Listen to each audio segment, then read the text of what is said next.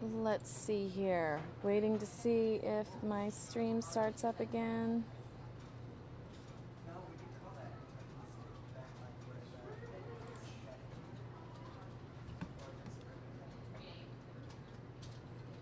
Hi all, welcome to Fox 10 News Now. We've got a car chase out of Carson, California, and I'm going to take you straight to that.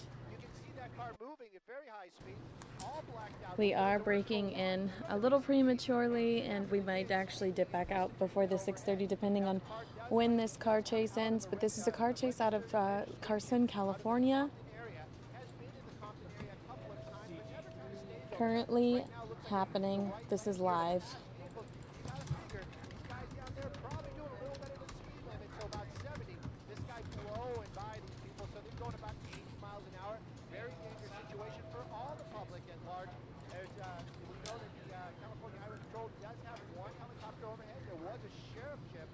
Earlier, but they relinquished it. The sheriff's ship gave it to the California Highway Patrol, and they're the ones watching this right now. 75 miles an hour. We're westbound 105. Carson. Look at this. Using the emergency lane almost this entire trip that we've been on. Now we're in Athens, California.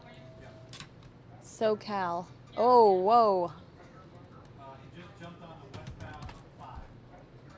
Just jumped on the westbound 5, I'm hearing. We're still going to be westbound right now. We just passed Crenshaw. That was the major that we just...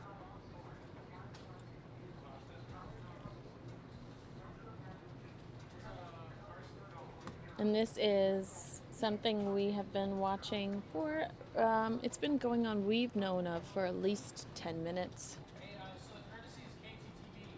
And this is KTTV.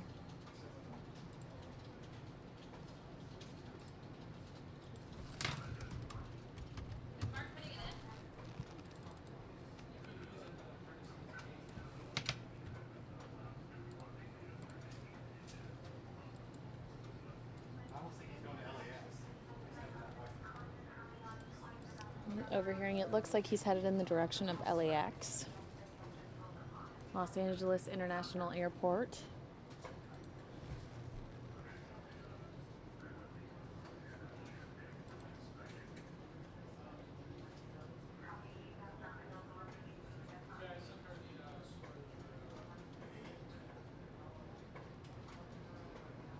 Wow, look at him go.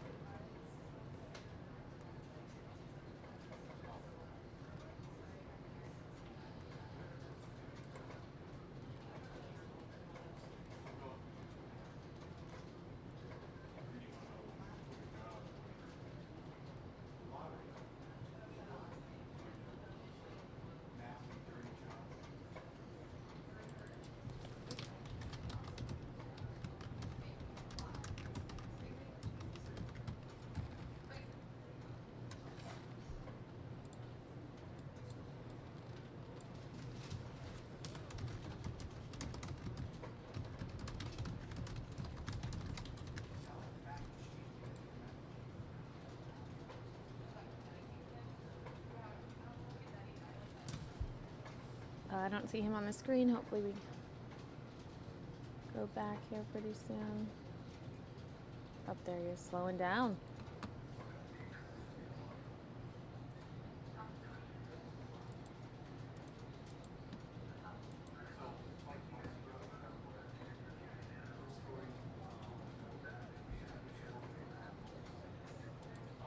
Oh, wow. That was quick. Yeah, it's already over. Officers insisting that the suspect get out of the car.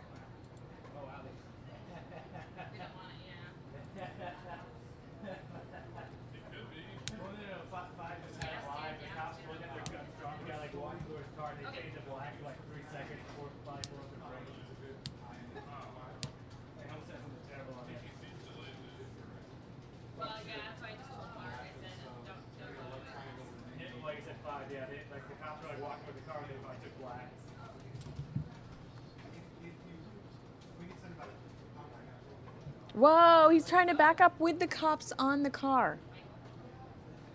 Oh, yanking him out.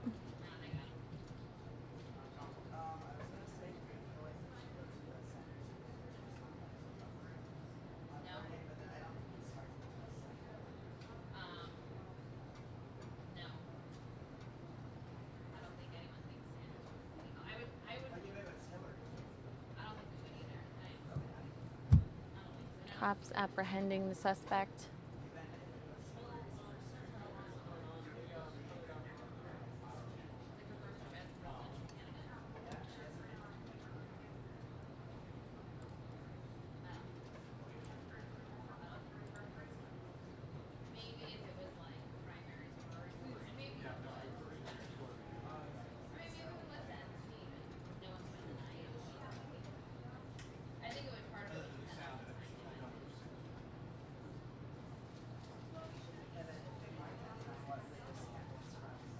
Looks like they're patting down the suspect right there in the white pants, white shorts. Looks like we're gonna hopefully zoom in here pretty soon. Yep, there we go. Those are cargo shorts. Searching for a weapon.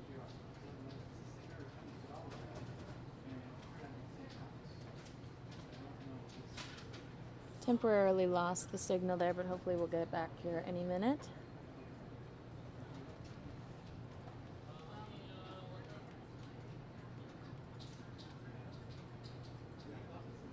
Look at all of the officers there.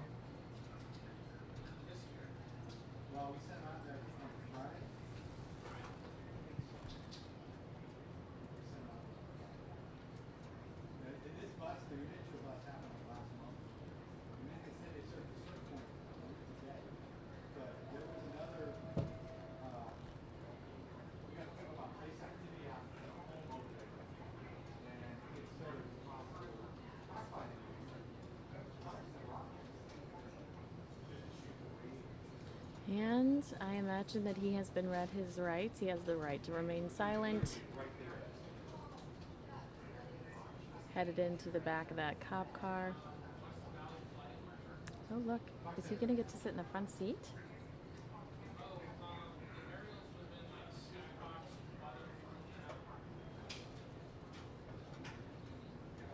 Looks like they did just pull something from his pockets.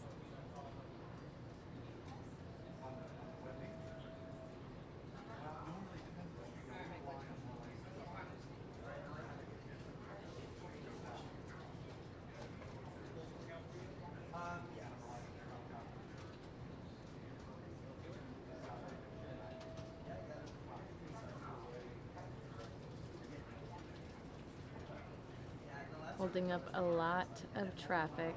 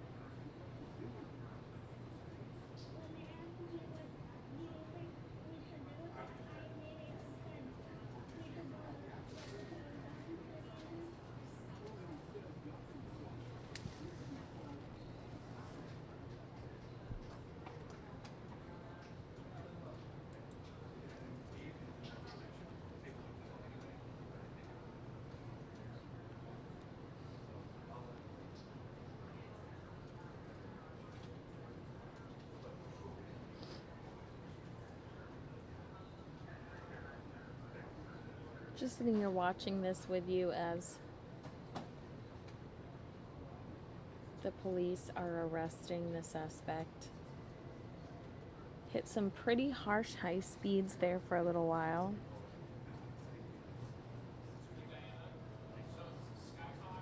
slowed down and was almost immediately apprehended.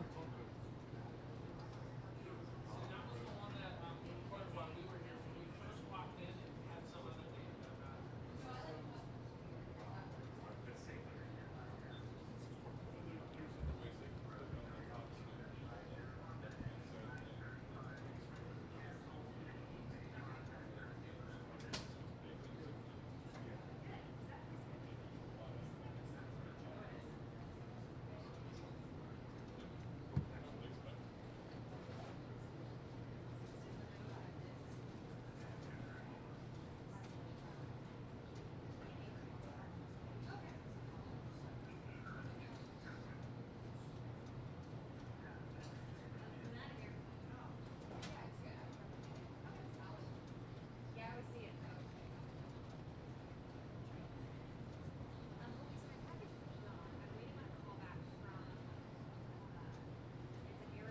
I appreciate it. I think that'll work well.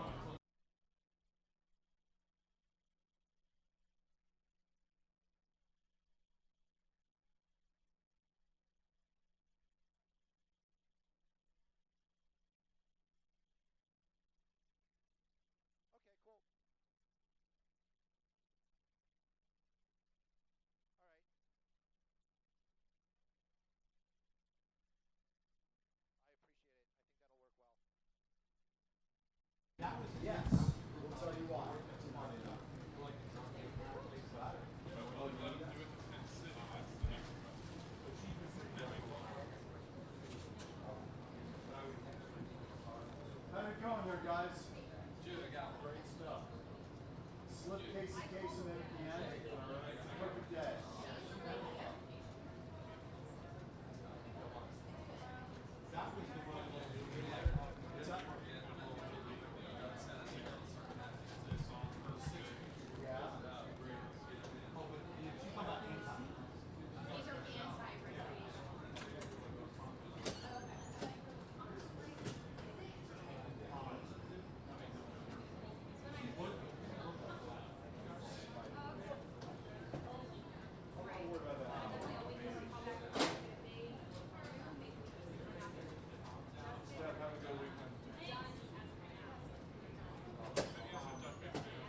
Thank you. You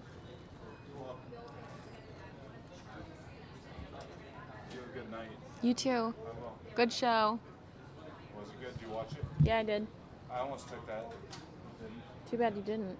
It was good. Gabriel might look like if he's alive today.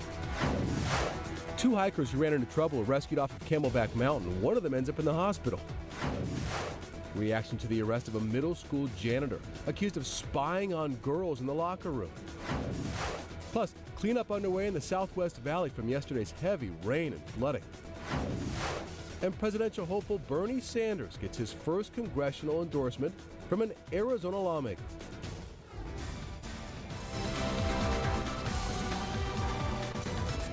Thank you for being here. First tonight at 6 o'clock, she gives medical care behind bars to inmates.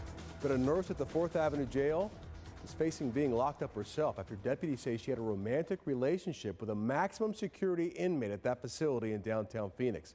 She's accused of giving him nude photos of herself and also putting money into his account. Marcy Jones has more on the story.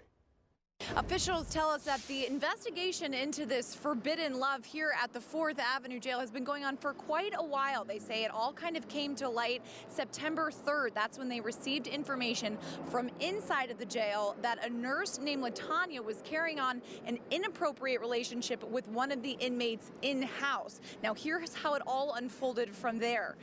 Law enforcement data, authorities were able to identify LaTanya Hickbottom as a participant in multiple calls with inmate Ramon Cummings, which then led to a search of Mr. Cummings' cell, and nude pictures were found, as well as a photo of Ms. Hickbottom in lingerie. Later it came out, she said, that she gave it to an inmate in the medical facility to take to inmate Cummings. She also admitted to posting $100 into a ghost inmate account with the intention that it get to Mr. Cummings. LaTanya was booked at the 4th Avenue jail for promoting prison contraband and has since been released. incident. We asked the authorities here at Maricopa County if they remember anything like this ever happening. They say this is not common. We cannot recollect anything like this happening with a correctional health employee in recent memory. We're told that Ms. Hickbottom has been an LPM here at the correctional facility since March, and when this investigation started, she was already on her probationary period from being hired. We're also told when they hire nurses for this position that they go through an extensive background check. That's why this was so shocking. Marcy Jones, Fox 10 News. Thank you, Marcy. A middle school janitor accused of spying on young girls as they changed their clothes in a girls' locker room. These are middle school-aged girls. Police say 32-year-old Daniel Aitken spied on those girls through an old laundry chute in the storage room at Mountain Sky Middle School in Phoenix. Investigators say he was caught on security cameras using that laundry chute as a peephole into the girls' locker room. We asked Aitken about those allegations. Can you talk about what happened? No. What about these charges against you? What do you have to say? I'm not saying nothing. Did you do that? Did you spy on these girls? I'm not saying nothing to the media. What do you have to say for yourself, though? Those are pretty serious charges. I'm not saying nothing. Can you please leave? Aitken has been fired from the schools, now facing charges of unlawful and attempted unlawful viewing. He's also on house arrest. Meantime, the school says counselors are available for students who need to talk about what happened. Almost a dozen inmates in Kingman are being indicted now for their roles in riots over the summer. 11 inmates facing felony charges ranging from participating in a riot to aggravated assault on corrections officers. They were the only inmates that could be ID'd from footage before cameras at the prison were destroyed or disabled. During the July 1st riot, the units were so badly damaged that 1,200 prisoners had to be moved to other facilities, and the facility here had to be shut down. More people may be charged for riots that erupted after July 1st. I'm Ty Brennan. Rescue crews busy this afternoon, working to help two stranded hikers get off Camelback Mountain. A man in his 20s with a broken leg was airlifted off the mountain and then taken to the hospital by ambulance. The other hiker, a woman, also hurt her leg. She was helped down the mountain by Phoenix fire rescue crews, and she drove herself to the hospital to be checked out. Ty Brennan, Fox 10 News. Deputies are asking for help to find a Valley woman who's been missing for the past week. In fact, a silver alert has been issued for 67-year-old Ella Montgomery. She lives in Sun City. She's last seen a week ago. Told her family she was headed to work. She works at Target near 134th Avenue in Bell, but she never made it to work. She was driving a black 2004 Chevy Avalanche with California license plates. The number is 77191H1. Anybody who has any information is asked to call police. New at 6, he vanished nearly 6 years ago, and now we're seeing what missing baby Gabriel Johnson, might look like if he is still alive today. The National Center for Missing and Exploited Children, they developed an boy and put his body in a trash bin in Texas, but then she changed her story, claimed she gave him to some mystery couple in San Antonio that has never been found, and Gabriel himself has never been found either. Sunny skies helped part of the West Valley dry out after some major flash flooding yesterday. Washes, we showed it to you, turned into roaring rapids, big wide rivers, several roads impassable. Motorists were stranded for part of the day. Nicole Garcia has a look at that cleanup. 24 hours later, the water has drained, leaving behind a muddy mess. Department of Transportation crews got to work early in the morning, cleaning up the mud and debris Mother Nature left behind. This is what the area looked like just the day before. Narramore Road near 214th Avenue, cut off by a raging river. The usually dry wash got more than an inch of rain during Tuesday's downpour. Drivers and their cars stranded for a time as the water rushed over the road. At one point, a big rig got stuck in the water. It cleared out pretty quick. 3-month-old Drake stayed high and dry throughout the storm. Although the roads were soaked, homes in the area were spared from floodwaters. We had our puddles everywhere. Other than that, just the usual little mud bugs. Just the normal flooding, and then it soaks in and it drains off, and then you just get a little bit of mud and then it's gone. And though some drivers were inconvenienced by the rushing waters, nobody was hurt. Longtime residents here already know the drill. You just make sure that if there's rain coming, that you're not on that side. You don't go out riding in the area. You kind of stay home unless you know for sure that there's no water coming. It didn't take long for the water to drain and the dirt to be swept to the side. The wash is now ready to handle the next downpour. I'm Nicole Garcia, Fox 10 News. Some political news for you now. Presidential candidate Bernie Sanders about to pick up his first endorsement from a member of Congress, and it's going to come from Arizona Congressman Raul Grijalva. The two will appear together Friday at a rally in Tucson. They have some similar views. They're both members of the Congressional Progressive Caucus. Hillary Clinton has been endorsed by Syrian government troops battled rebel forces there.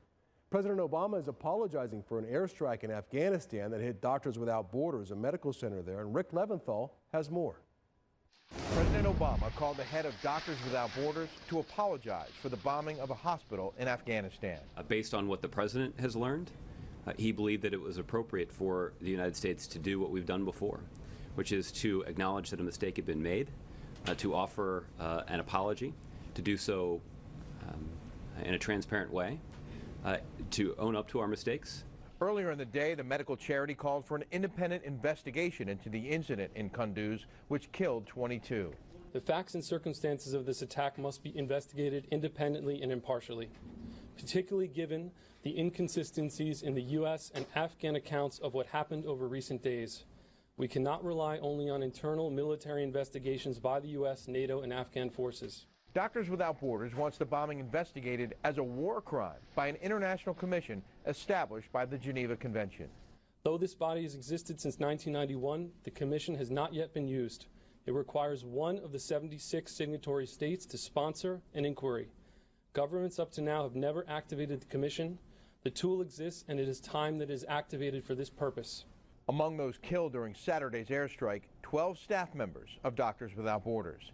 The Afghan military had maintained that Taliban fighters were using the patients in the hospital in Kunduz as human shields. Doctors Without Borders denies that claim. President Obama also called the president of Afghanistan to apologize for the airstrike.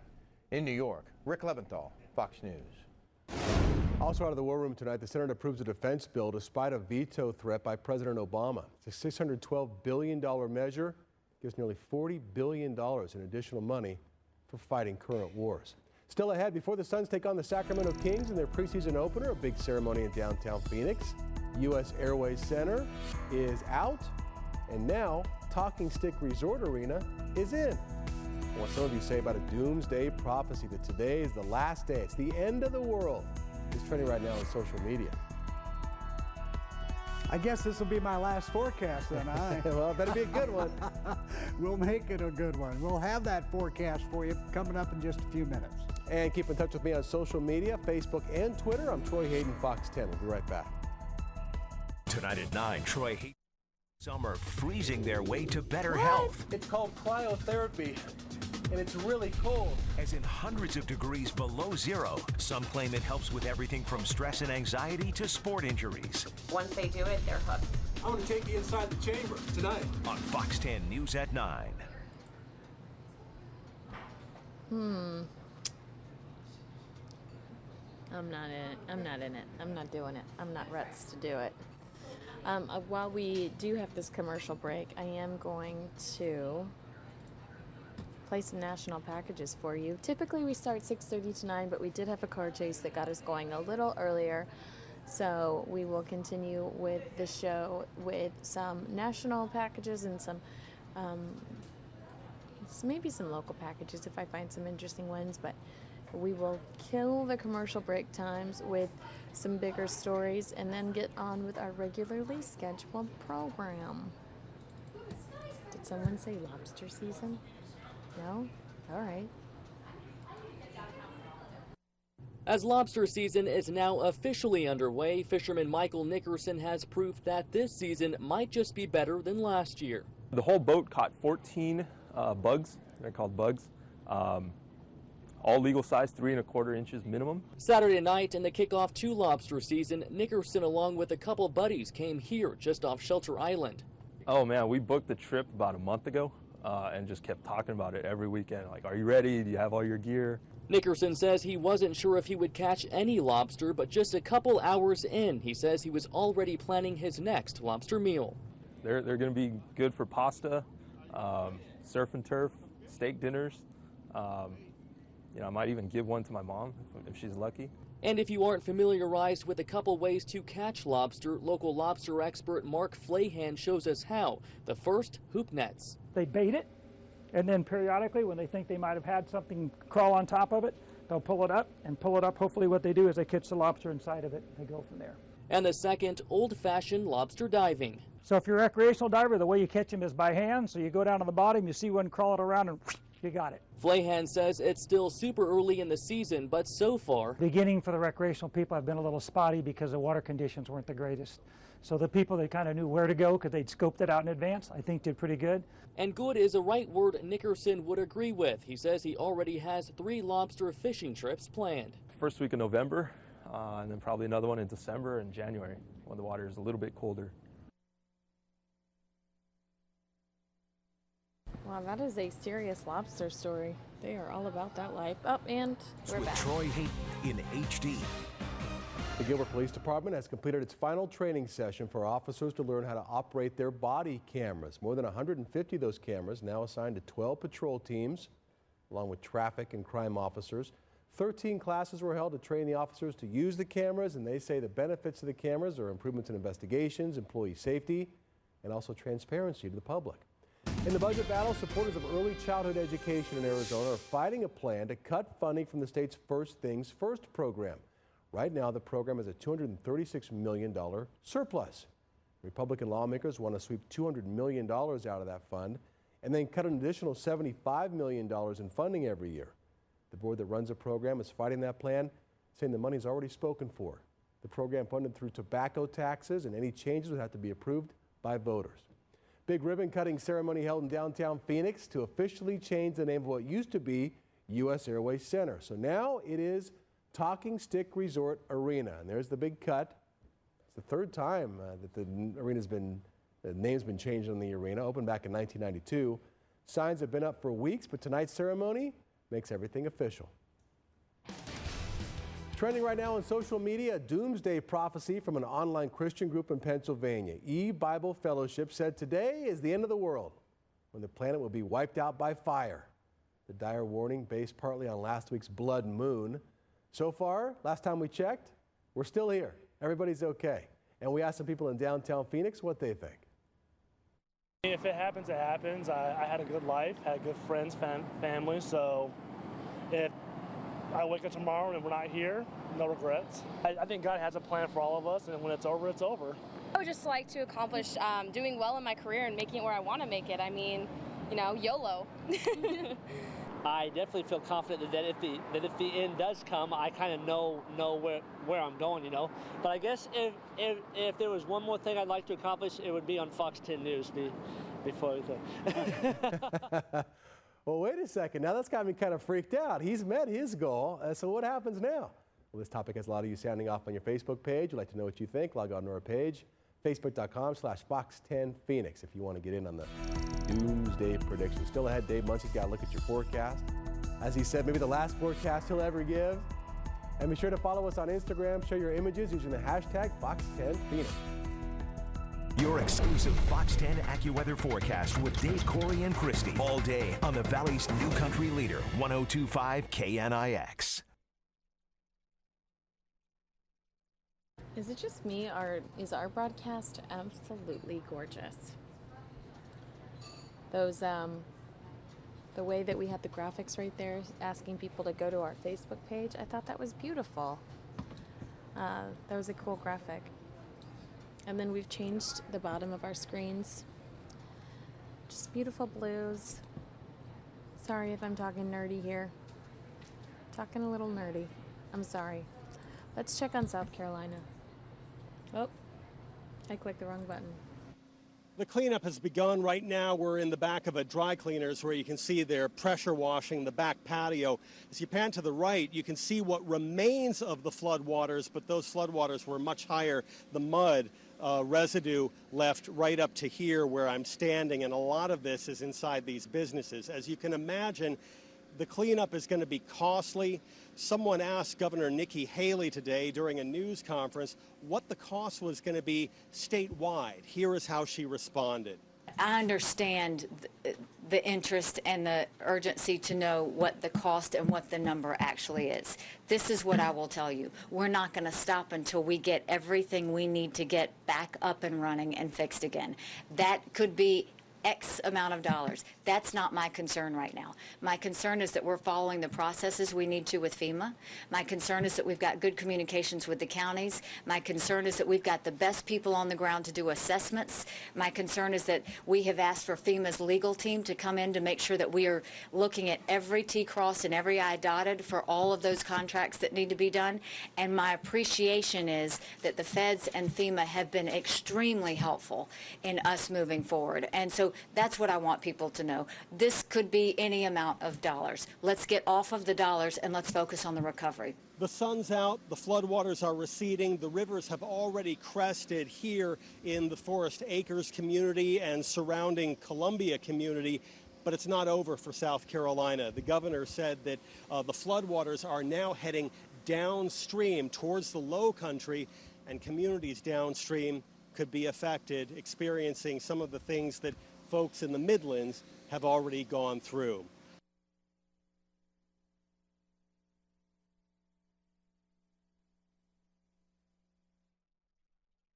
And we're going to jump right back into the news. Crew members from this U.S. cargo ship that sank during Hurricane Joaquin. It's a 790-foot cargo ship. It went down last Thursday near the Bahamas. 28 people on board from the U.S., the other 5 from Poland.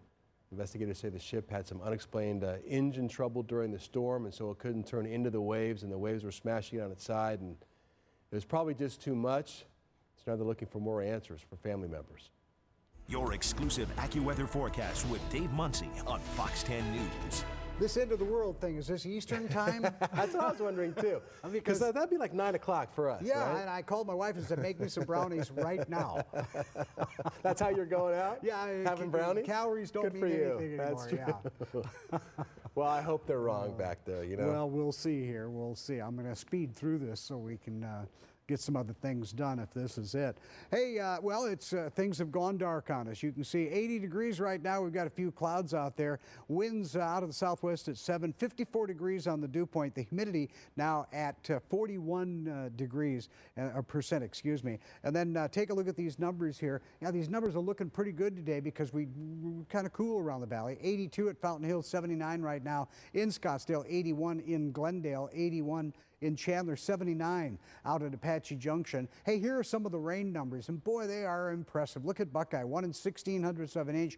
This is in the area of Rainbow Valley. Look at Surprise, 1.5 inches, a half an inch, a little more than a half an inch up in Sun City. Peoria, almost 3/4 of an inch. In fact, 3/4 of an inch in Glendale.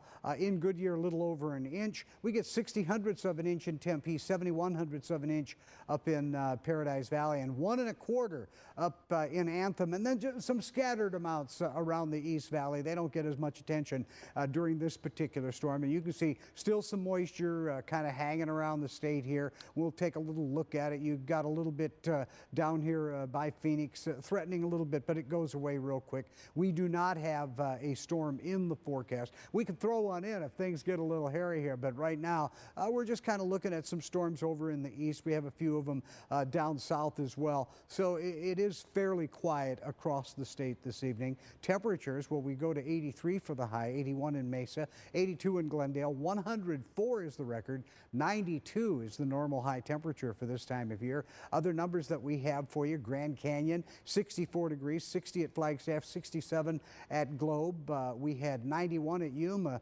today. Take a look at your day. We had 83 on the high, 64 on the low, 92 and 69 normal high and low, record high 104, record low at 44 across the country. Most of the moisture is in the west. Look at this stuff though. It's starting to blossom a little bit right here in the Texas Panhandle as it comes out of New Mexico. And that's the low pressure system that came through here yesterday. The east not looking bad at all as far as moisture is concerned. Temperatures are not bad either. Overnight 67 degrees, a few clouds, sunny tomorrow, and 92 degrees. Yeah, the heat is on as we start picking it up. Right, you can see 95 by Friday and Saturday. It goes beyond that, 97, and that's going to be a hold through next Thursday. Watch your kids around water. Well, here's a question for you. Could Monday night's blown call against the Detroit...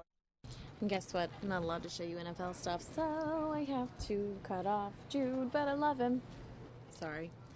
I do Love Jude. And if you're jonesing for some sports, I can always have Jude come up here and spend a few minutes with you. Let's jump into some local stories that include a teen winning a car. That's interesting, right? Also, I think these stories will give you a chance to say hi to John Hook.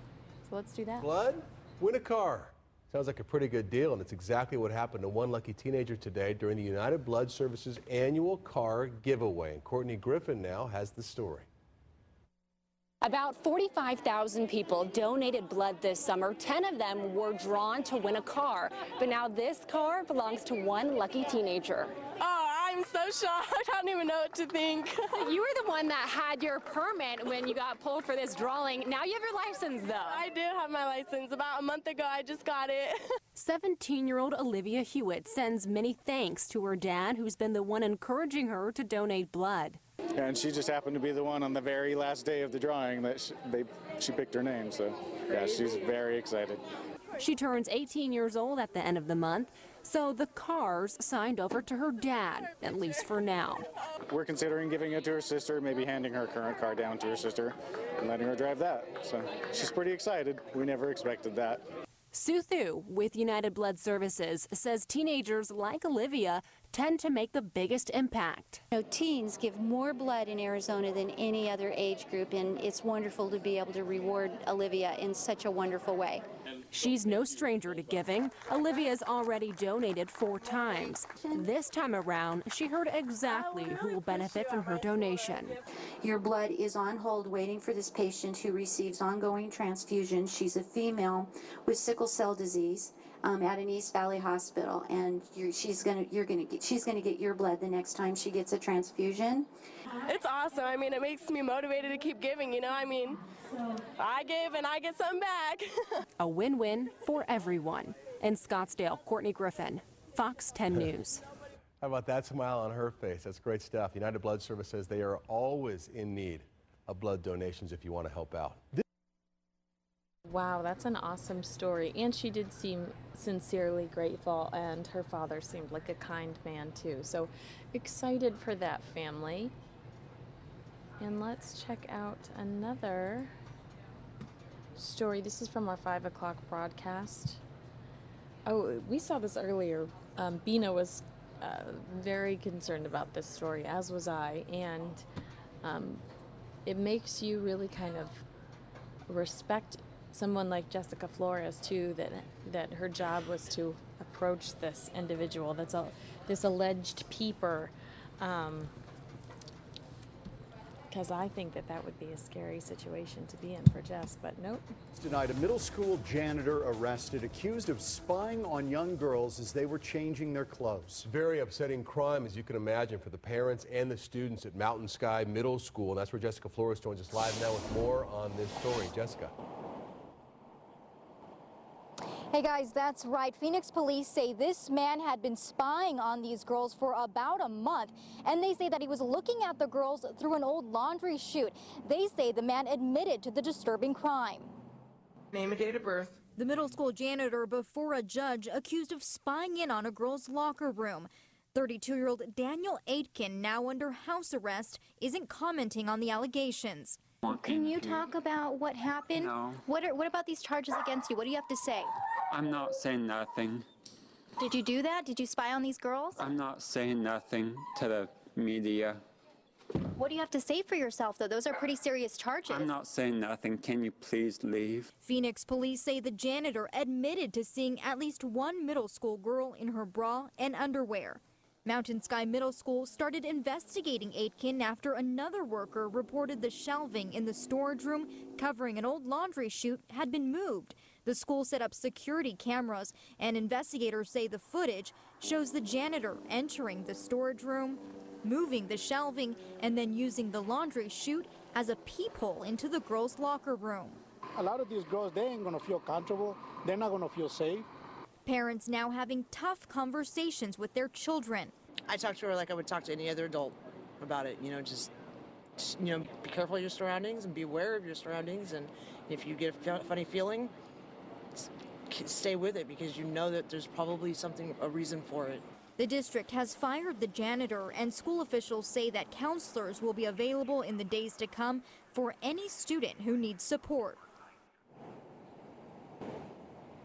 Yes, and the Washington Elementary School District says they are cooperating with police on this investigation. As for that former janitor, he faces several charges, including unlawful viewing and attempted unlawful viewing. Reporting live, I'm Jessica Flores, Fox 10 News. And another very salacious story out of Phoenix today, and one that's familiar to some of us news junkies.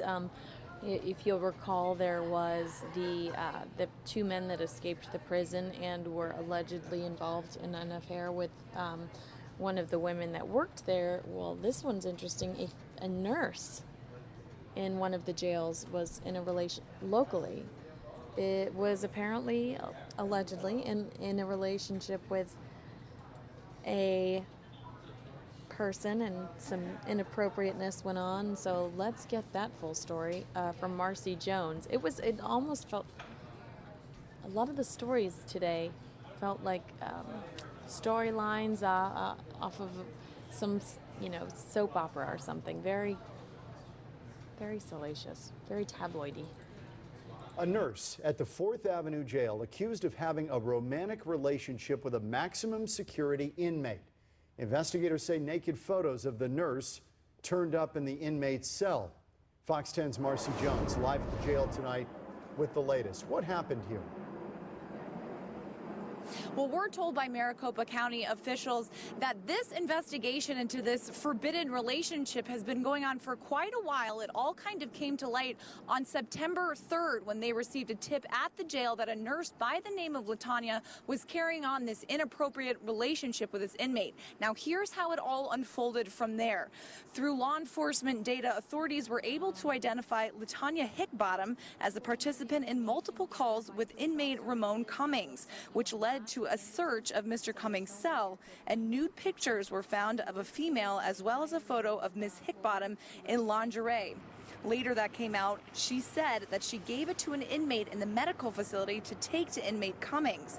She also admitted to posting $100 into a ghost inmate account with the intention that it get to Mr. Cummings. LaTanya was booked at the 4th Avenue jail for promoting prison contraband. She's since been released. Now, we're also told that Hickbottom has been a nurse here since March, and while this investigation started, she was already in her probationary period. They also tell us that when they hire nurses, they do an extensive background check, so everybody was really surprised, and they say they can't remember anything like this happening in recent history here at the 4th Avenue jail.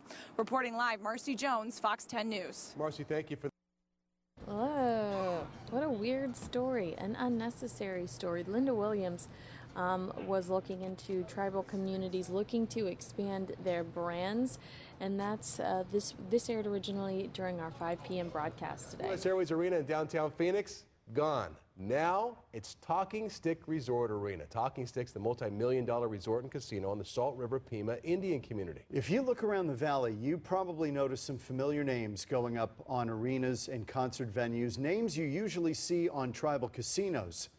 Is it a trend? I think so. Linda Williams live at the arena in downtown Phoenix. I'm trying to count the name changes now. I think we're on the 3rd name change, right?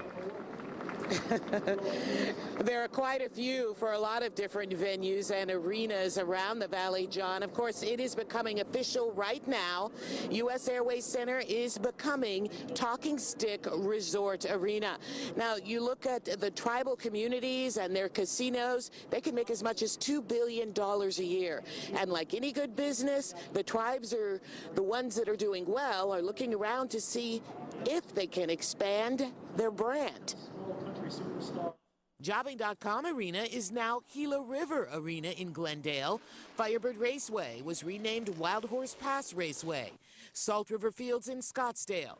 Auction Pavilion in West Phoenix. The list goes on as local tribes develop, buy into, or pay big bucks to have their names on sporting and entertainment venues across the valley. You know, when you have so many casinos in an urban area, you're going to get this type of a market grab, and that's exactly what it is. charges. Today, U.S. Airways Center officially becomes Talking Stick Resort Arena in a multi-year, multi-million-dollar naming deal for the Salt River Pima Indian community.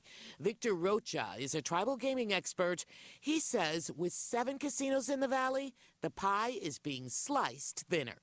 I think really the core of this really is the fact that, you know, the Arizona Phoenix market is starting to get saturated, you know, with now you have Glendale opening up and it's under construction and stuff. So I think it's even more incumbent upon the tribes to get their name out there, and especially with something as a high profile as a stadium. Rocha says tribes are also diversifying as they see gaming trends changing. You know, the younger people are not gambling.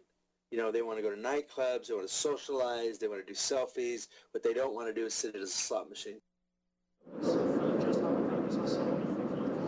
Something else that's changed culturally, and that is that one strong line between gambling and sports. It's kind of softening lately with fantasy football and the NFL kind of dabbling in some of those fantasy leagues. So with that softening line, then you don't have to separate so much these sporting events and arenas and the casinos. And that's why you see more of these casinos, gamblings flowing in and bringing that money to sponsor and get their name out there and start branding some of these venues. Reporting live from downtown Phoenix, the newly named Talking Stick Resort Arena, I'm Linda Williams, Fox 10 News.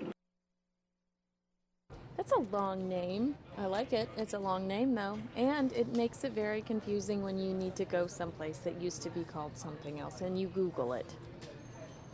And then it's like, this doesn't exist. Or it's like, why you gotta confuse me? I don't know what a crime-fighting cave is, but John Hook's about to tell us. Story, Valley boy collecting jars of cash for Batman. He's helping expand a local organization that lets sick kids visit the Bat Cave. And he presented all of his handiwork today on his birthday.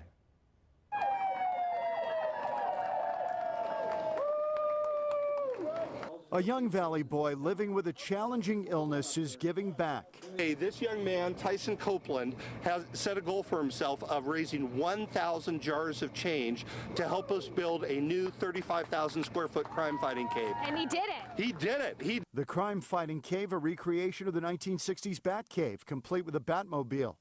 Sick kids are invited to tour the facility in Phoenix, and when Tyson heard it would be expanding, he wanted to help. Tyson was one of the youngsters who came to our existing crime-fighting cave.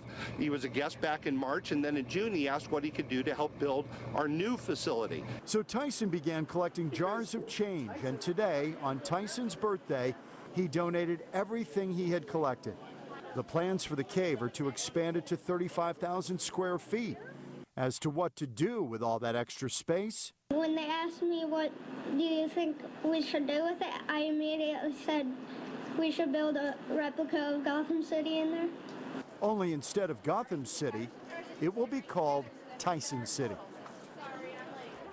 Tyson is a cool kid. Great job, Tyson, by the way. For more information on the charity, you can go to our website, fox10phoenix.com. Click on the button that says Seen on TV.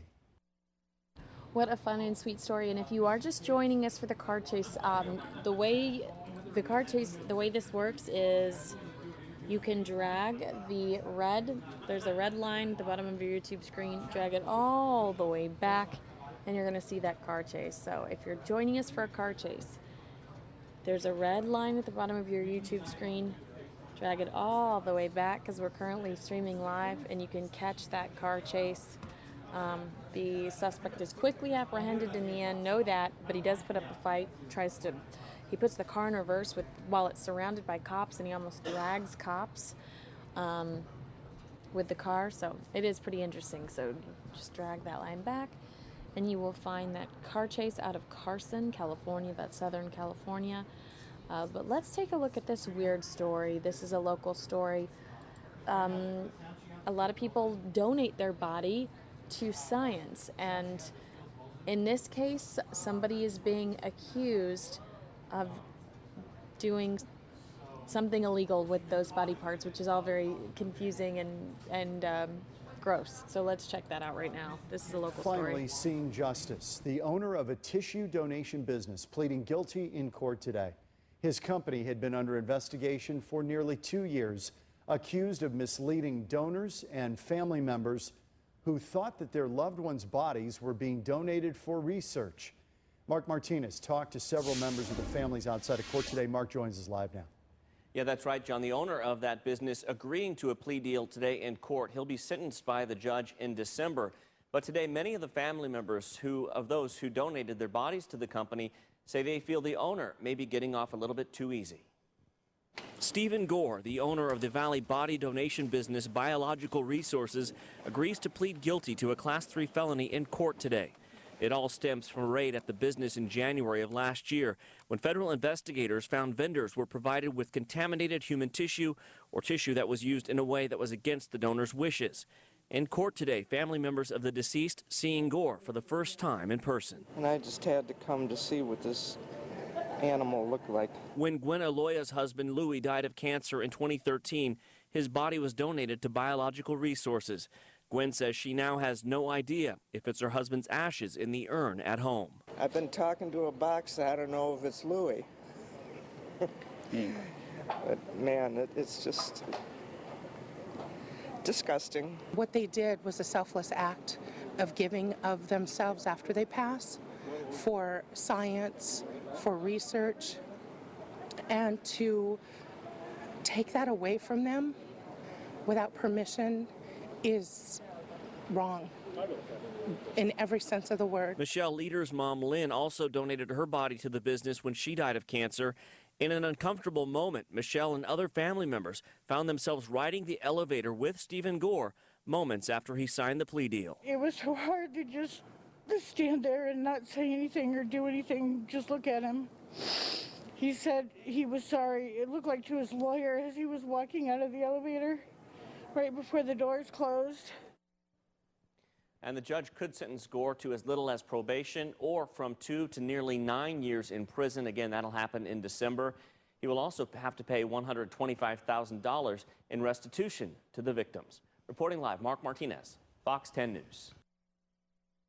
Fox follow-up nearly 2 years after federal and state authorities raid a tissue donation business in Phoenix. The owner of that business plans to plead guilty to a felony tomorrow. His company was accused of misleading. We do get twisters touching down from time to time. In fact, it was 5 years ago today that disaster struck outside of Flagstaff. 4 tornadoes touched down in the town of Belmont in 2010, and the storms left behind a ton of damage. And now we're getting a look at Belmont 5 years later. The images are hard to forget. Mobile homes destroyed, train cars derailed. Hundreds of homes damaged in Belmont 5 years ago today. Some homes were condemned after the roofs were ripped off by the powerful storms. Look at that hill up there. That's where the tornado jumped over. So it took all those trees out and just kept going north. Terry Fallon moved into Belmont just after the tornadoes hit. He says a lot of families that were in households hit by the storms have moved away. I still remember that first Halloween. It was completely dark around here. There was no lights, obviously. Nobody had their porch lights on, and 7 kids came up and left, and that was it. And last year I stopped counting after 145 kids. I thought, okay, we're back on track. But not everything was cleaned up after the storms. Patrick Thiel says there are still signs that tornadoes were there. Quite a bit of evidence, not only in the backwoods with larger pieces that have been carried as far as 2 miles away, downspouts for gutters and the like, but I'm still finding bits of shingles in my backyard and so forth, pieces and so forth. There's a lot of debris still back in the woods. But residents found a way to move on. I think once it was all built back up, everybody kind of took a big sigh of relief, and it was like, okay, now we got to get moving forward. And there was a lot of damage caused by those storms, but thankfully no one was seriously injured. 30-year-old man, though, is... Absolutely. Let's I think, and I could be wrong, but these look like some fun stories from our morning show, and they look seasonal. Oh, how fun. Vampire Tales? Yes. Oh my goodness. Corey McCloskey, you are everything.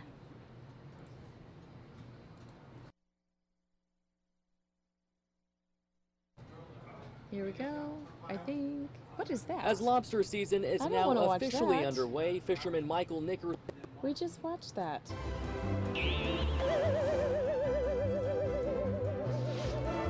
Just in time for Halloween, huh?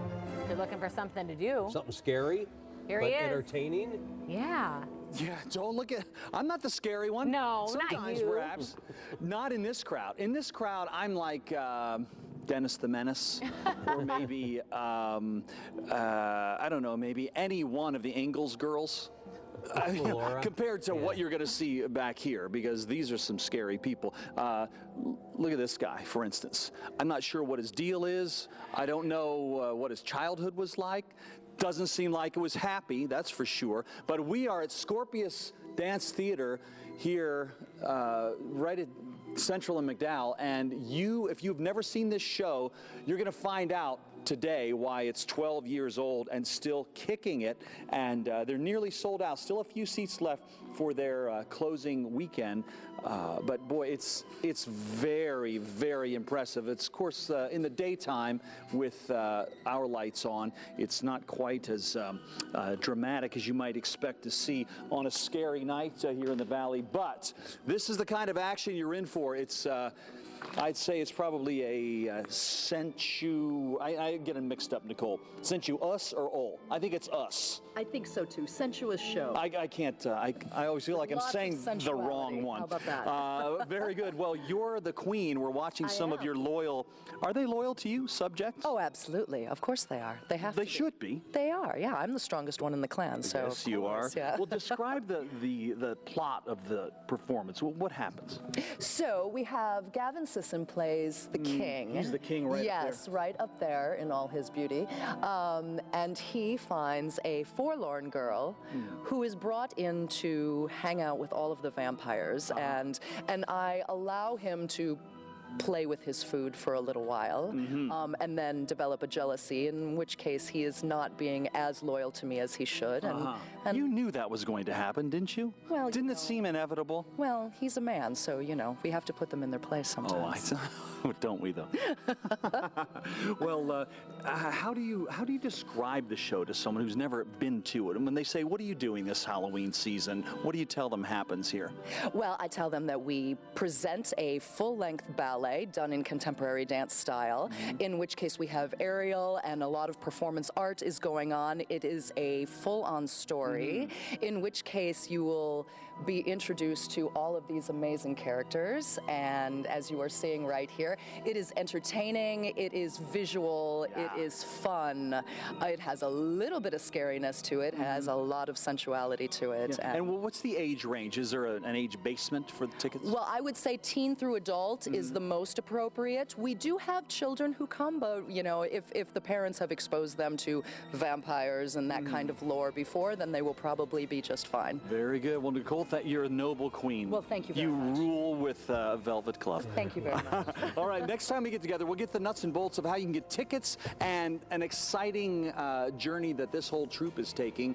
They're not just regional, they are an international sensation. We'll talk about that coming up here in just a couple of minutes. Okay. Wow, they're so fit, too. I know. Well, so are you. I'm working at it. You're working at it for the last 40 years. You're doing great. Coming up. How come?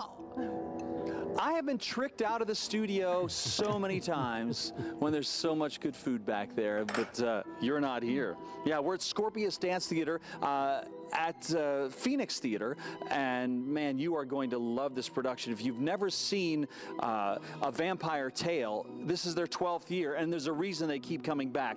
This is part of the cast. There are almost 30 cast members, but let's find out who's who. You are? My name is Devin, and I play Vartan. Whoa, what a cool name. Devin. My name is Hayden, and I play Phoenix. Phoenix, good to see you. My name is Jacob, and I play Lear. Hi, my name is Nick, and I play Roman. And you, sir? I'm the king. That's how I would love to be introduced, or to introduce myself. And we met the Queen earlier, Nicole. Well, this show isn't going to do itself, so off you go, vampires. You stay with me if you would, Gavin. How do you describe the show to people when they say, you know, every October rolls around? What do you tell people you're up to? I crawl out of my coffin every single October. This show is an amazing athletic, artistic experience for any single person. So. I'm sorry, buddy. They're cutting down our time here. Quickly, Nicole, when can we get tickets?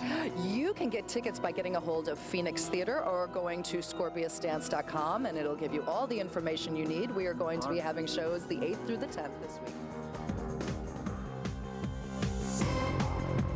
What a fun, themed morning show they had. It looks like we've got some more, what is this? Looks like we have some more oh, you know what? It's just Corey gets all this great stuff. You know, I'm just finding stuff in the system and playing it. Was this on the agenda? Perhaps it wasn't. But since it's here, and since I'm really excited for Halloween, you'll note my, my ghost nails. Boo! I'm gonna go with it. I'm gonna go with it, and here is Corey trying on costumes. That last commercial break, Corey's out at Easley's checking out the hottest Halloween costume trends for this year, and wow, nothing like a guy in a deep V. Oh, deep with the laces, don't you agree?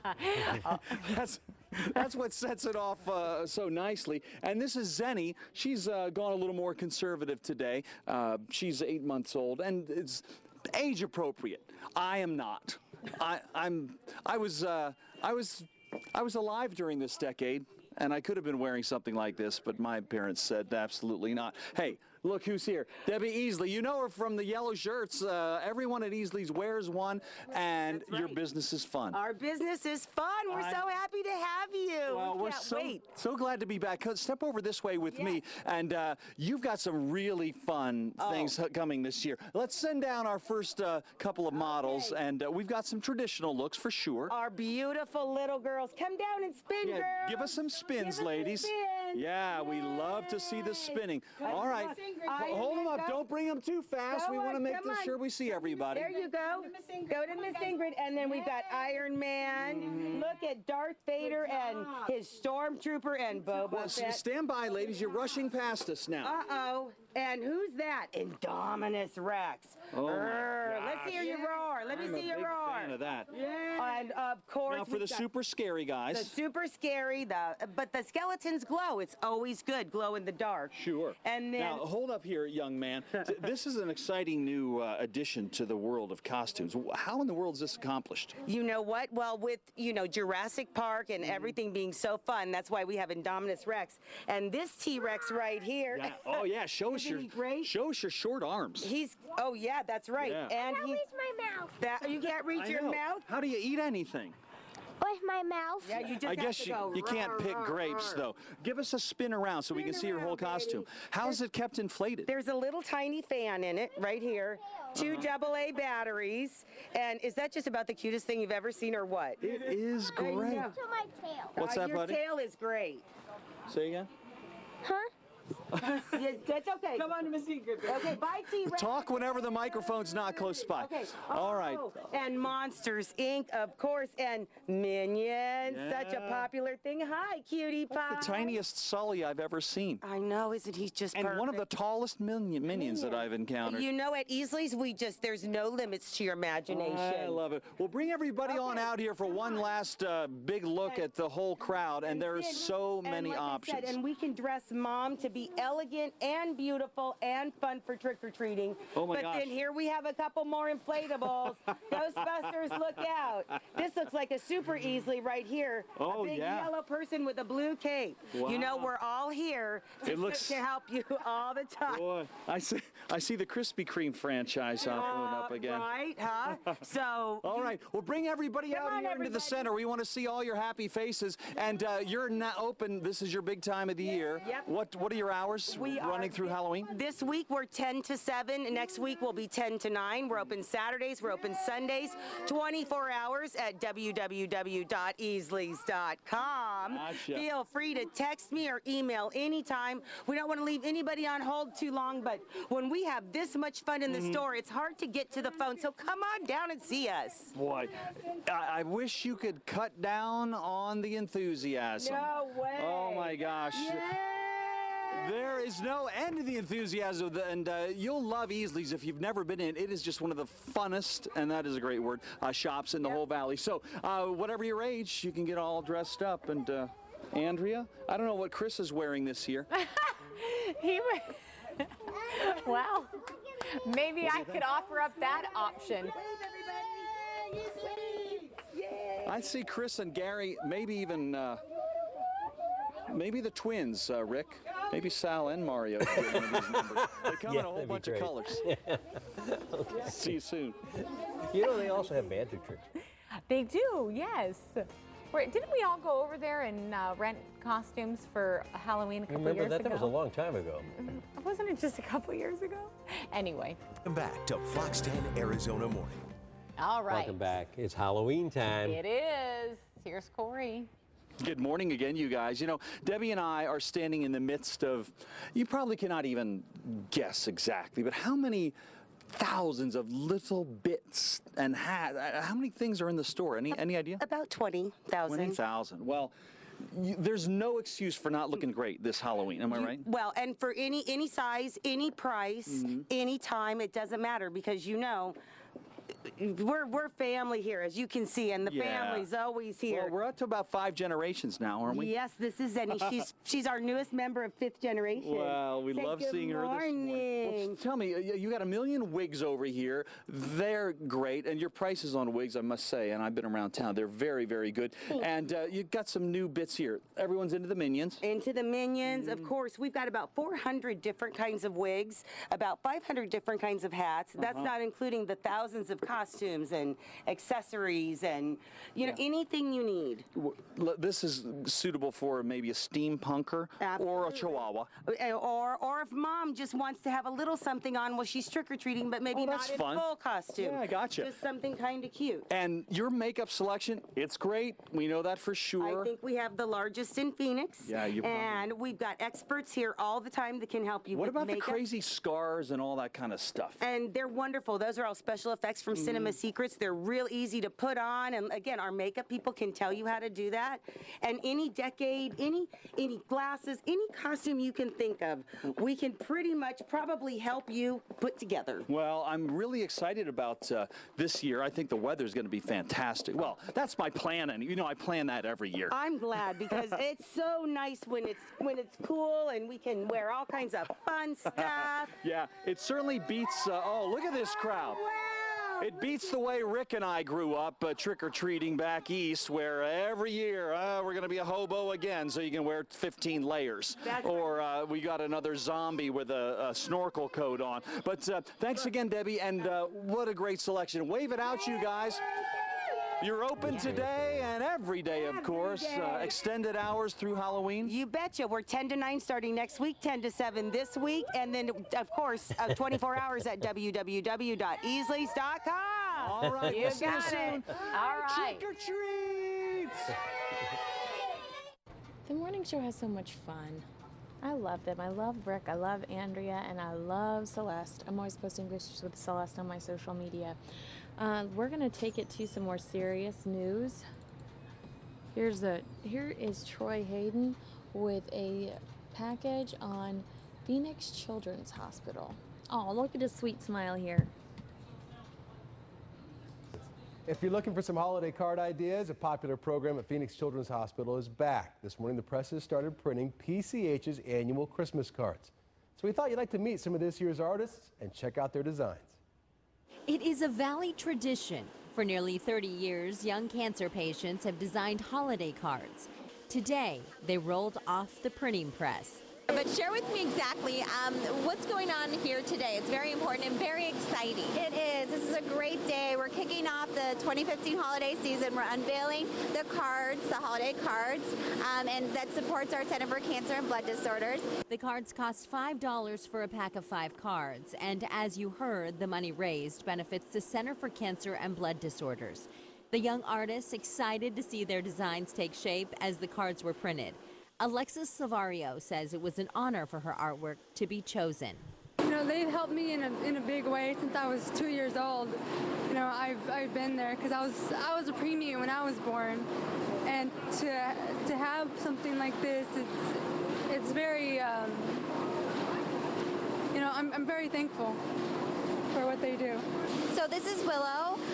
Willow used pastel. She is a true artist, and Willow loves doing art.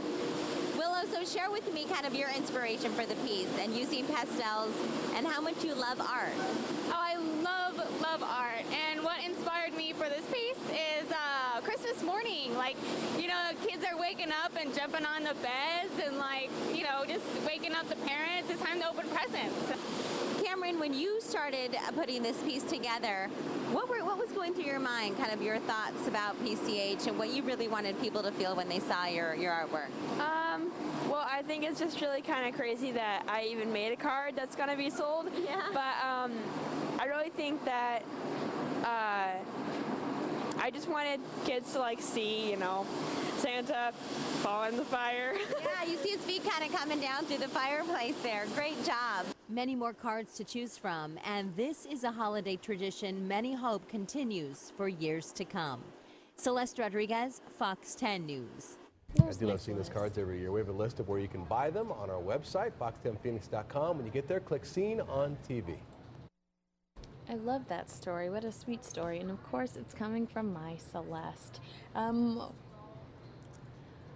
Little contradiction though with my holidays. Didn't think about that before I jumped from Halloween into Christmas cards. Here is a sad story in regards to deputies shooting a teen here in the valley. Very confusing, upsetting story right here. Shoot an unarmed teenager multiple times. It happened just after midnight outside of a home in Casa Grande. Deputies say they fired their weapons thinking the teen was armed and dangerous. Jessica Flores has the story for us. Jess? Guys, the teen is expected to survive, and investigators say he's the ex-boyfriend of a girl who lives at the home where this happened, and that he apparently threatened the family before, but it turns out the boy didn't have a gun. There's a little boy outside the house with a gun. We've had problems with them before. The 911 call came in just after midnight. A mother reporting a 16-year-old boy outside her home threatening to shoot. My daughter said he's hiding in the far left corner behind the bush tree. 4 Pinal County Sheriff's deputies arrived. Minutes later, the chilling sounds. Holy my life. There were just shots fired. According to the sheriff's office, 2 deputies fired their weapons after the boy refused to put his hands up. Investigators say he was within 5 feet of the deputies and then yelled for the deputies to shoot him. It turns out that he had his right hand in his jacket, which had a cell phone in it. There was not a weapon recovered from the boy. The cell phone was actually hit by one of the bullets. Medics rushed the unarmed teen to the hospital with 3 bullet wounds. The Pinal County Sheriff's Office says the 16-year-old suspect lives about a half a mile from the home here where the shooting happened. And investigators say that 16-year-old allegedly threatened the family here with a knife back in April, prompting that family to take out a restraining order. And I hope he's okay. I hope he comes out okay. And I hope he's learned a good lesson. You know, it's a hard lesson to learn. The teen expected to survive after being shot at the very home he was never supposed to be near. And no one in the home was injured. The 4 deputies involved are on administrative leave while the shooting is under investigation. Reporting live, I'm Jessica Flores, Fox 10 News. And here is, it feels like forever ago, but it was just 24 hours ago. This is yesterday's. Well, should I go here or should I? You're watching my brain work live. I'm not gonna go here. Where I'm gonna jump to right now is Rick and Andrea in the kitchen for more pumpkin holiday festive fun. You're welcome. Andrea's doing. I don't know about you. He'll be eating here in a second. Oh, it smells so good in here right now. I smell the pumpkin spice. All right, we've got pastry chef Lance Whipple here from the Four Seasons. Yes. You're the executive pastry chef, right? Yes. That's Yeah. what I thought. So I make Okay. milkshakes for a living. Not a bad gig. Not a bad Not a gig. bad So gig. everything pumpkin over at the restaurant, huh? Yeah, so we're celebrating Pumpkin Month. It's really a great month because we're not in triple digits anymore. So all month long, we're going to be running a 3-course pumpkin menu. And of course, we've got all the pumpkin specials like pumpkin cocktails, pumpkin lattes. What is that in the red thing there? That is our pumpkin soup. So pumpkin soup is on the menu at all times. And the nice thing about the pumpkin menu is you can buy a 3-course pumpkin menu, or you can go a la carte and just buy the pumpkin items that you want. Okay. And what's So that? this is our pumpkin coffee cake. So it's all day long. So starting at breakfast all the way till happy hour, we're doing cocktails, we're doing breakfast items, we're doing a pumpkin French toast as well. Oh, my. So really you can come get your pumpkin fix up at Crew. What do you want us to Okay, make? yeah, tell us We're what you going to want be us to making do. the pumpkin milkshake. So we've got, of course, the pumpkin puree here. If Okay. you want to just Did add you say that. pumpkin milkshake? A pumpkin milkshake. No yeah. kidding. And this is something that we're going to make this pumpkin kind of spice mix. Okay. We've got the brown sugar here. Okay. This is going to be good. That we're going to get in there, and then of course our pumpkin spices. You can use the pumpkin pie spice, but the pumpkin pie spice is cinnamon, nutmeg, clove, and ginger, and we're going to add a little bit of salt in it as well. I could All just right. eat that right there. All right, and Be then like a. Okay. and so once you've got this is all the flavors of the pumpkin without the milks and without the eggs and no bake kind of thing. Right. So over here for the milkshake, what we're going to do is we're going to get, you want to get 5 or 6 good that smells scoops so like this. good. in Okay, here, you got right? 2 in there now. All right. Of course, homemade ice cream, I'm All sure. right. So You make this ice cream too? yeah, we make all the ice These are cream. awesome. And in order to make a milkshake Would really you stop by good, at Home Depot on the way over here or something? that's right. So if you make a pumpkin milkshake in a blender, it's going to be pretty thin. So you always have Where do to you add. get this thing? Wow. This is a Home Depot item here. So what we're going to do is we're going to add. The key to a good milkshake is adding the least amount of milk possible. Is that There's plenty a little of whole milk milk in in here. there? A Or? little bit of milk, and then we're going to add our wonderful pumpkin mix here. Okay. Wow. So yeah, you can use a blender. But it'll get too soupy? It gets a little bit soupy, and the key to a good milkshake, and all the milkshakes at Fruit, Okay, I'm going to stand back now. Okay. So wait, though, really, what is that attachment? Where you really bought it at? Yeah, really bought it at Home Depot. This is the thing that you use to mix up your pig. Oh, yeah. Obviously, it's new. It's Yeah, never I been was used gonna before. say you didn't use that. You didn't use that during a home improvement project. No, not at all. Boy, that looks really good. So that's the key, and we have special machines up in the restaurant that can get this. Oh, I'm sure you do. That gets it just as thick as you could ever want it. Okay. But the key to it is. So now we're gonna put that right put here. that in that glass, huh? Yeah, we're just Okay. right Do you mind here. if I lick some of this? Yeah, absolutely. That's crazy. And you What's can it see taste like, Rick? you can Good? see how thick that is. Look, oh, that's the key to a milkshake. You Right want there. a thick milkshake. Exactly. Look, he already is getting his spoon ready. You got your spoon ready, Rick? Yeah, I'm going to help you, Dave. Wait, you need All whipped right. cream on it. Oh, yeah. Oh, yeah. I've got the I'm whipped just cream. helping him here. All right. Some for that. Some fell off on his spoon already. All right. Here we Oh, go. wow. We've got This is awesome. We've got a cinnamon whipped cream Oh, here. it smells so Go good. on. Is it good? I'll take a little taste in a Are you sec. gonna go for it? Are you gonna? Yeah. Oh, what kind of, All that's right, we've cinnamon got whipped cream? Cinnamon whipped cream. How do you do that? And then for at the restaurant, we're doing a little bit of a salted caramel on top. Oh my gosh. If that isn't enough. Oh my we also God. make instead of a graham cracker, we make a graham cracker out of phyllo dough. So it's the crispiest, crunchiest Here she comes. thing that you can do. Is Celeste on her way? All Wait, how right. did you know? Did you say my name? There we are. Here you go. Wow. Look at that. Here, you can have that There you one. Only go. the Four Seasons could do it so perfectly. And look how beautiful that is. Holy smokes, that's great. Thank Okay, you very recipes much. on our website. Recipes are on the Thank you website so for the much. coffee cake and for the milkshake. Okay. Oh, my God. All right. Thank you, Chef. Yes, you're very welcome. Chef, you're If you can't tell, I love Celeste Rodriguez. She does all the cutest things. Hey, there's a fire I'm seeing coming out of Philadelphia. I'm going to send you there right now. These are pretty horrific images. Hopefully I can keep them up for you, but this is a fire out of Philly. Looks like a warehouse fire, I believe, but pretty bad.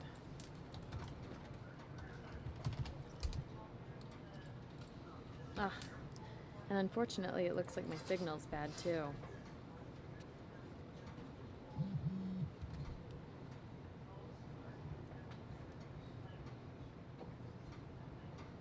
Come on, where are you? If I can't keep the signal, I might just jump to my last video. And I don't think I have it, so I might just go ahead and jump to my last video.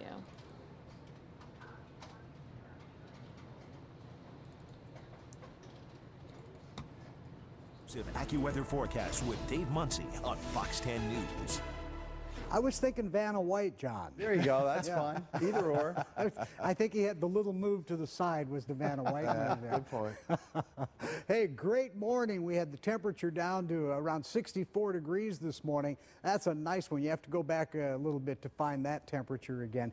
81 degrees right now. We've got a few clouds out there. Winds out of the southwest at 8. 54 degrees on the dew point. 39% on the humidity. Temperatures not bad today. 79 in Mesa, 77 right now in Cave Creek, 79 at Deer Valley, 81 in Glendale, 80 at Ahwatukee, 81 in Chandler. And let's take a look at some of these numbers. All of the numbers are in right now. Look at Buckeye, 1 1600ths of an inch. That's Rainbow Valley right there, 1 1800ths of an inch. Look it up here in Surprise, 1.5 inches, a half inch, a little more than that in Sun City. In Peoria, 6900ths of an inch. In Glendale, 7500ths of an inch. In Avondale, 4500ths of an inch. Here's a little over an inch in Goodyear. And then we get to the east side, which didn't get as much. Paradise Valley picking up 7100ths of an inch.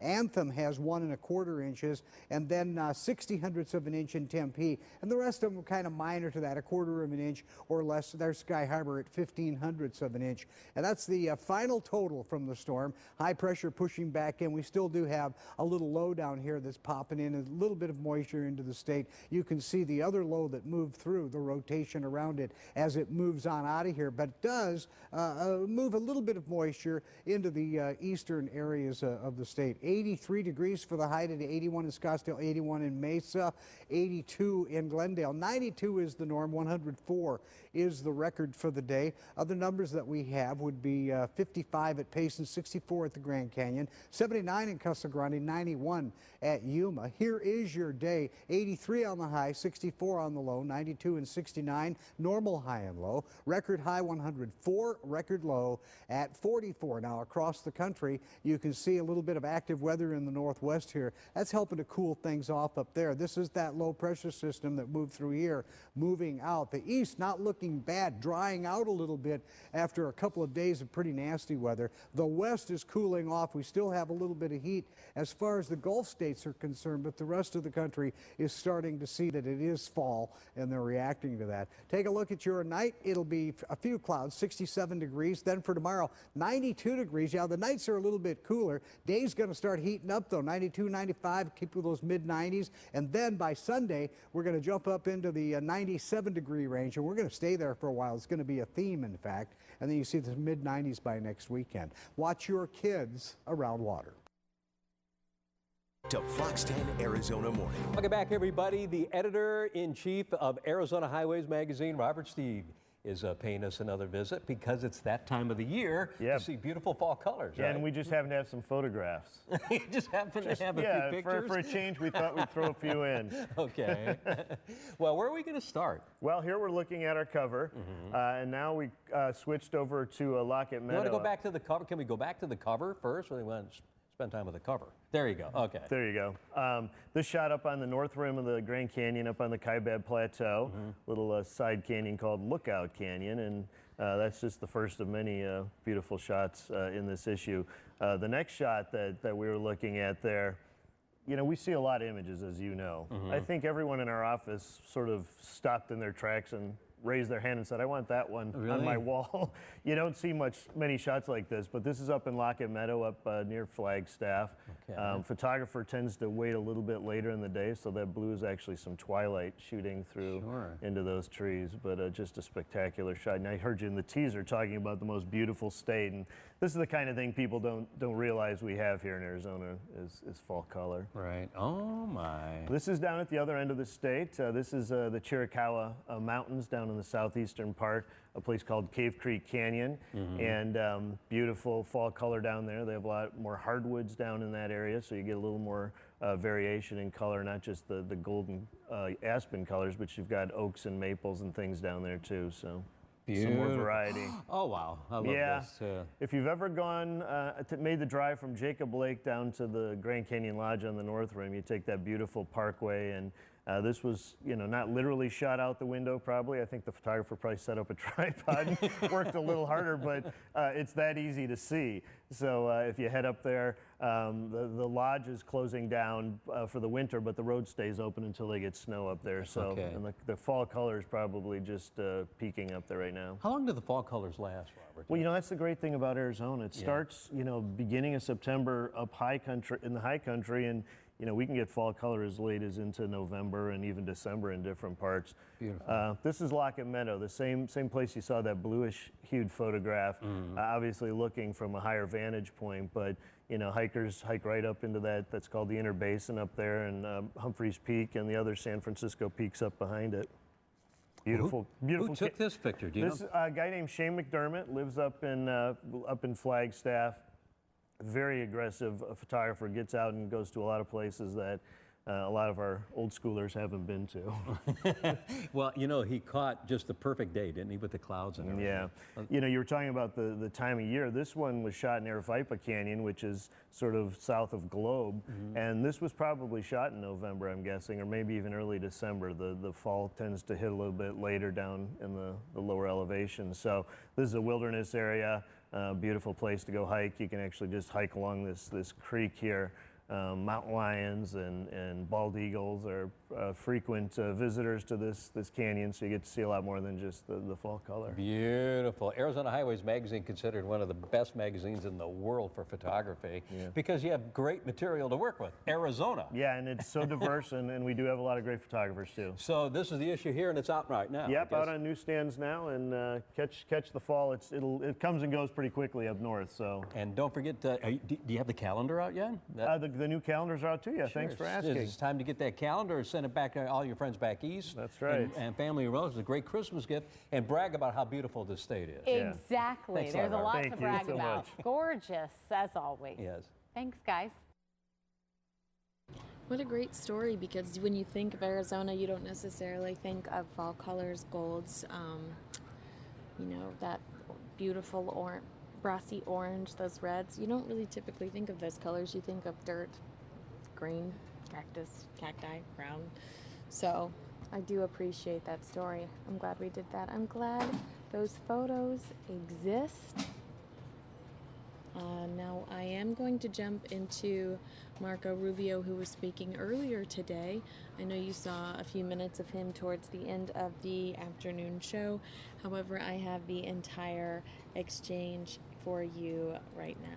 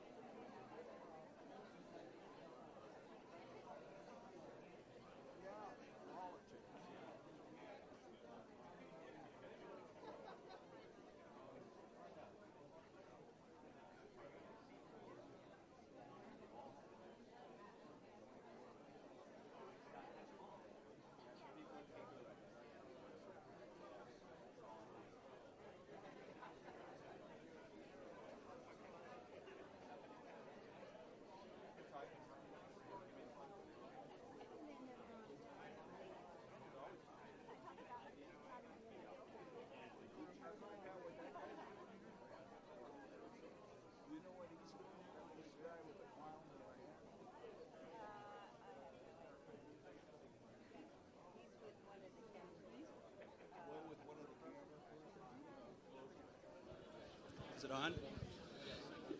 Good afternoon, everybody. I'd like to welcome you to an old-fashioned New Hampshire town hall. We're pretty lucky in New Hampshire.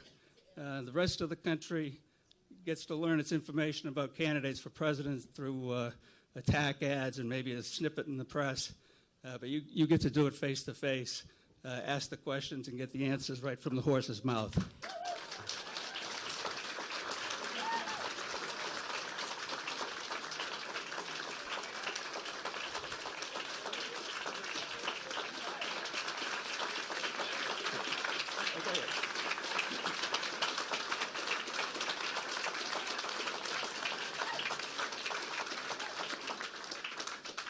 You know, I was a former state representative, but I didn't think I deserved that kind of applause. My name is Bill Denley, and as I said, I represented my hometown in the state legislature, and I also represented Carroll County as as a state senator. And I am more than pleased to be here to be able to introduce Senator Rubio to you. He is an amazing individual. I first heard him speak when he declared his candidacy for presidency in the spring. And he had three main points then, and he does now. One was that the 21st century was about the future, not about the past. And as president, he would concentrate on solving the problems of the past by looking to the future. Secondly, he said that he wanted to secure the American dream for all. It's been waning. He of course, is, what's the word I want to say? The personification of the American dream. He was not born into royalty or special privilege. As a matter of fact, he was born into an immigrant family that had to work every day to put food on the table. And he learned from that, from his parents. And throughout his adult life, he strived to make something of from him. I'm going to be pretty...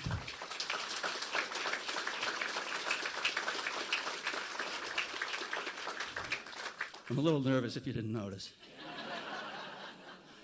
I'm going to be mighty proud to have a President Rubio as Commander-in-Chief as my son serves this nation.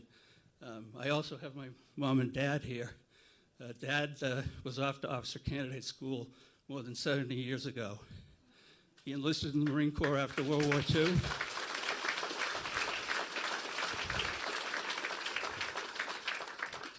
He enlisted in the Marine Corps after Pearl Harbor, served in the Pacific, came back, and then started to pursue his American dream.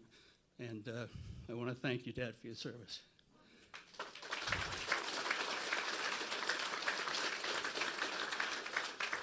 So without going any further, I am privileged and pleased and proud to be able to present a man of family, a man of faith, of character, and somebody who will lead our great nation, the Senator from Florida, Marco Rubio. Thank you. No, you did great. Thank you. Thank you very much. Thank you. Thank you for having me. Thank you for your kind introduction. Let me just begin. We're about to do something that's pretty unique here. We're about to engage in a conversation about the future of our country. I'm running for the highest office in the land, and I'm here surrounded by my fellow American citizens who, after they hear me speak, are going to ask me questions and hold me accountable for who I am, what I've done, and what I want to do. And that's a unique privilege that we enjoy in this country. You don't find that everywhere in the world. I promise you Vladimir Putin doesn't do town hall meetings. And neither does the Ayatollah in Iran. And for the privileges that we enjoy and these extraordinary blessings that we have of freedom, what we're about to do here today, you reminded us that we owe that to the people who come before us, especially those who have served this nation in uniform. My brother served this nation in uniform. He was a Green Beret from 1968 through 1971. And I see here today that we have several people that, just because of your hats or your shirts, indicate that you've also served this country. The new century can't be greater than it's ever been. There is no reason why our children and our grandchildren cannot and should not be the freest and the most prosperous Americans that have ever lived. that every challenge before us we can solve, and that the opportunities before us are extraordinary. This is all true. The bad news is that's not what we're doing right now. This nation is on a path today that if we continue on this path, we will be the first Americans in our history to leave our children worse off than ourselves. In over 200 years, over 2 centuries of this great story of America, no generation has ever done that to their children. But we're on the verge of doing that now. You know this because you feel it in your lives. The American dream, it defines us as a people and as a nation. It's often misunderstood. The American dream is not something that's based on something that's uniquely American. It's based on the universal aspiration of all people to leave their children better off than themselves. It's called the American dream because it's been possible for so many people here, and it's been so impossible for people everywhere else. This dream has nothing to do with how much money you make, how rich you are, how many things you own on the day you die. It has nothing to do with how famous you are. The American dream is about achieving happiness as you define it. My parents defined happiness as the opportunity to give us the life they never had, and they were able to achieve it in this country. That's what makes us special. That is the benefit that I have had and that you have had. It separates us and distinguishes us from the nations of the world, and it's what we're on the verge of losing. You know what it feels like in the real world to be on the verge of losing it. It's the people who work paycheck to who live paycheck to paycheck. It's the same job you've had for 25 years, but now it no longer pays enough, not just to save, but sometimes to even pay your bills. It's that feeling that you've been in business or are trying to start one and you can't. It's gotten so hard. And the guy in 35 years, we have more businesses dying than starting. It's watching a young American, your children, your grandchildren, or maybe it's you, who did what you were told you needed to do to succeed. You went to college. You got a degree. You borrowed money to pay for that degree. And now you have this massive student loan and you can't find a job. And it's opening up the newspaper or turning on the news in the morning and reading about how once again America's been humiliated somewhere in the world by Vladimir Putin, by radical jihadists, by whoever it may be, by a Chinese hack attack on one of our computer systems. And it's this feeling that everything is declining. That this extraordinary nation that changed the world and changed our lives is on the verge of not being special anymore. And then you turn to Washington and you see no one is doing anything about it. No matter who you elect, no matter what party we put in charge, nothing gets better. Things change. This president has certainly changed things in the wrong direction, but nothing gets better. None of our major problems have been solved. Our debt keeps growing. Our government keeps growing, but the American dream keeps shrinking. And there's anger and frustration. There's a real sentiment that we keep sending the same people, we keep getting the same result. That is the reality of the moment in which we live. And that's why this election is so important. This election is not a choice between simply Republicans and Democrats or conservatives and liberals. This election is a generational choice about what kind of country we will be in this new century. And there are only 2 choices before us. We can either be greater than we've ever been, or we can be the first Americans to leave our children with a country and a world that's worse off than the one that was left for us. And in realizing this, I realize that nothing is going to change if all we do is keep sending the same kind of people with the same kind of ideas. And that's why I chose to run for president, because I believe with all my heart that in order for us to move forward, my party and our country must turn the page on yesterday. We are proud of our history, but the future is here. The 21st century is before us. Extraordinary opportunities and some significant challenges, and a time that calls for us to do what every generation before us has done, to confront those challenges and embrace those opportunities. What will it take to do that? It will take 3 primary things. The first thing is it will take government policies that make America the easiest and the best place in the world to create the best jobs of this new economy, and it is a new economy. This economy looks nothing like the economy I grew up in. This economy is an economy where the most valuable retailer in the country doesn't own any stores, Amazon. This is a country where the largest and fastest growing transportation company, Uber, they don't own any cars. This is an economy where things are changing faster than they've ever changed before. It took the telephone 75 years to reach 100 million users. It took Candy Crush 1 year to reach 100 million users. So the world is changing, and it's changing faster than ever. Innovation in and of itself is a key part of our economy. And it's changing because it's now global. our customers, our competitors, our clients, our collaborators, our partners, they're just as likely to come from halfway around the world as they do halfway across the country. And we're engaged in a global competition. And we have government policies that are holding us back. We have a retirement system designed in the 1930s. We have higher education policies from the 1950s. Anti-poverty programs that don't really cure poverty from the 1960s. Energy policies from the 70s. Tax policies from the 80s and the 90s. And this economy looks nothing like what it looked like 5 years ago, not to mention 50 or 100 years ago. As a result, we don't just have out-of-touch leaders, we have outdated leaders with outdated ideas that are holding us back.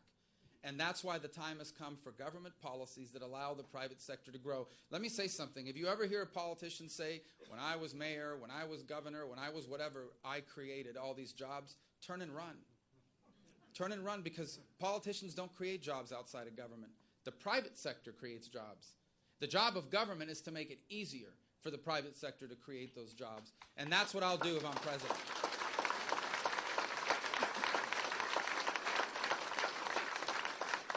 How will we do that? We're going to have the most competitive tax code in the world. We're going to have a tax code that no longer has the highest business tax rate on the planet. We are going to tax and we're going to flatten and make cheaper the tax code for all business income, for big businesses and for small. We're going to allow businesses to immediately expense whatever they invest in their firm.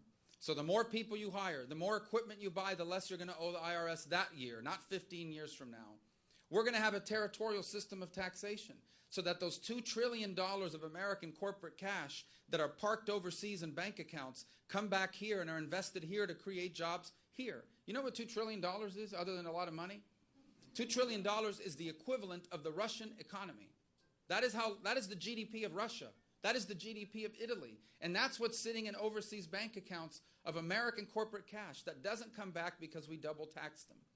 You know how else we're going to make America globally competitive? We're going to limit the scope of federal regulations. We're going to pass a regulatory budget that says regulations cannot cost our economies more than X amount of money in any given year. And agencies must start cutting regulations to get under that cap.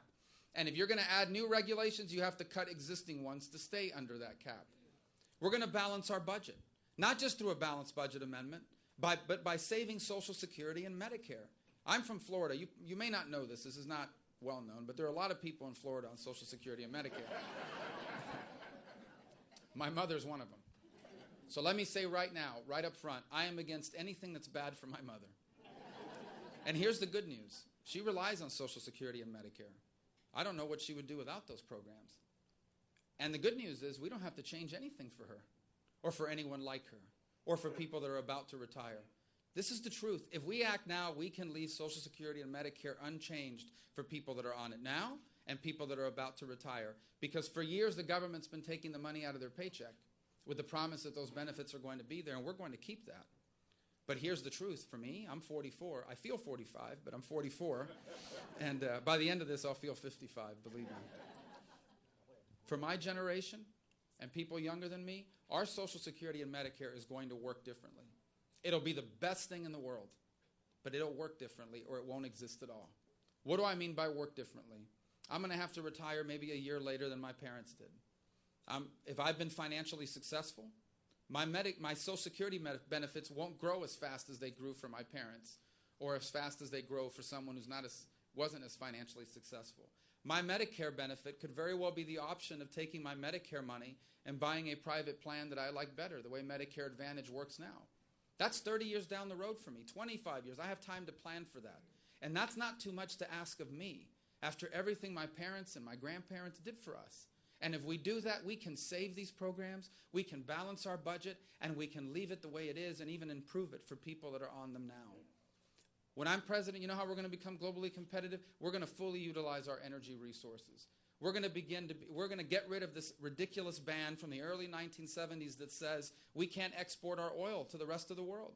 So that now we can go to the world and say, you don't have to buy your oil from a radical Shia cleric in Iran, and you don't have to buy it from a gangster in Moscow. You can buy it from the greatest nation on earth, the United States of America. Where we can fully utilize our natural gas resources. So that it's not only cheaper to live in America, it will be cheaper to manufacture in America. And we're going to repeal and replace Obamacare. And we're going to replace it with a plan that puts you in charge of your health care spending, not the government.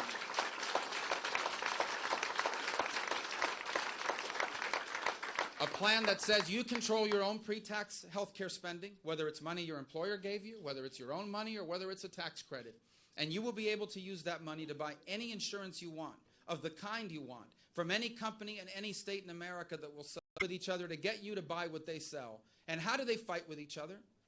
They try to be cheaper than the other company, and they try to be better than the other company. We need that in health insurance in this country so that you're in charge of your health care decisions, not the government.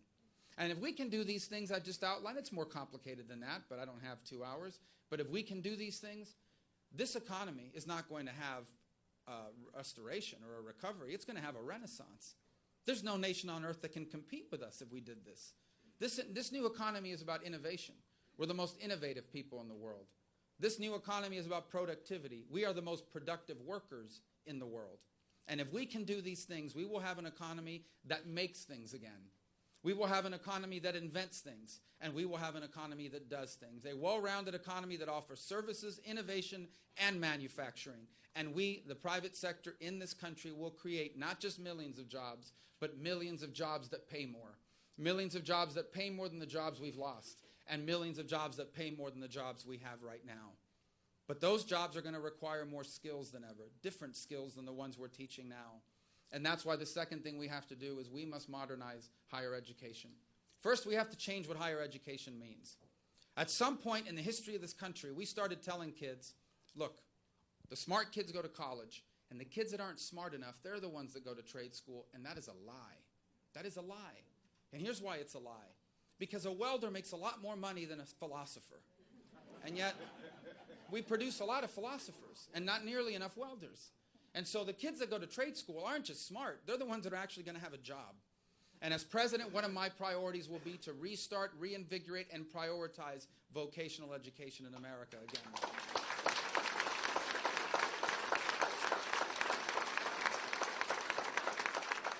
And we're not going to wait till we cannot one day defend ourselves. And the second thing is they have an ambiguous, confusing, and quite frankly dangerous foreign policy. A foreign policy that leaves our allies feeling betrayed, and it leaves our adversaries feeling emboldened. There is perhaps no better example of it than the state of Israel. It is the only pro-American, free enterprise democracy in the entire Middle East. And today we have a president and an administration that treats the Ayatollah of Iran with more consideration and respect than it does the prime minister of the only pro-American, free enterprise democracy in the Middle East. When I'm president of the United States, we will have a well-funded, well-equipped, well-prepared, and the most powerful military force on this planet, and we will have a foreign policy of moral clarity that says to our allies, you can rely on us, and it says to our adversaries, you will be crazy to test us. And that, a strong America,